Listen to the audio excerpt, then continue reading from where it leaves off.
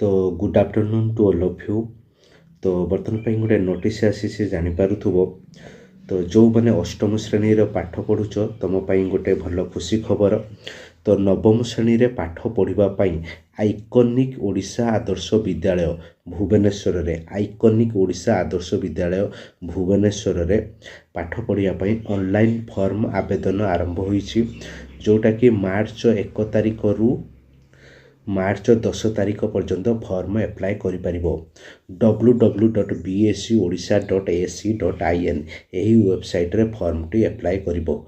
Form apply कला परे तमर गोटे एंट्रेंस टेस्ट होबो। से एंट्रेंस टेस्ट रो स्कोर अनुसार जो मैंने हाईएस्ट स्कोर रखिथिबो तबे माने मेरिट अनुसार एडमिशन पाइबो। तो आसतु संपूर्ण डिटेल बुझिबा पई देखिबा नोटिस टी कोन देइछि। तो जो मैंने भुवनेश्वर एरिया रे अच्छो जो मैंने यही फॉर्म टी को केवल पेरेंट माने किंबा आइकनिक आदर्श विद्यालय रो जो अथॉरिटी अछंती से भी चाहिए फॉर्म टी को एप्लाय करि पारिबो।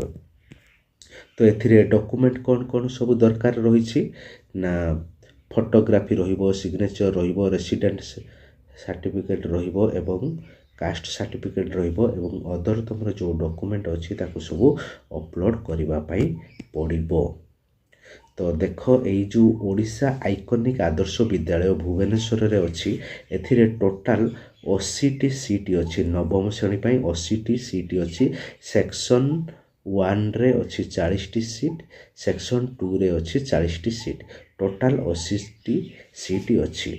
या पई देखो जो एंट्रेंस टी हबो ओडिशा आदर्श विद्यालय एंट्रेंस टेस्ट हबो। तो bscodisha.ac.in एही वेबसाइट रे संपूर्ण तथ्य तमे माने पाई पारिबो। एप्लाय कला बेले टिके ध्यान देबो तमर बयस 13 वर्ष हेइथिबा आवश्यक। तो अधिक हेले एप्लाय करि पारिबो नाही। तो मैक्सिमम मार्च 31 तारिख सुधा 15 वर्ष हेइथिबा आवश्यक।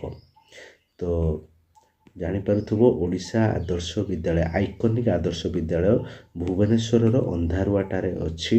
टोटाल 80 टी सीट देखो अछि केउ कैटेगरी रे केतोटी सीट अछि तमे जानी पारुथबो। सेक्शन ए रो एससी पई 10 टी सीट, एसटी पई 22% एवं यूआर पई भी अछि 12 टी सीट अछि तमे जानी पारुथबो। तो संपूर्ण देख गाइडलाइन आसी एवं नोटिस भी आसी।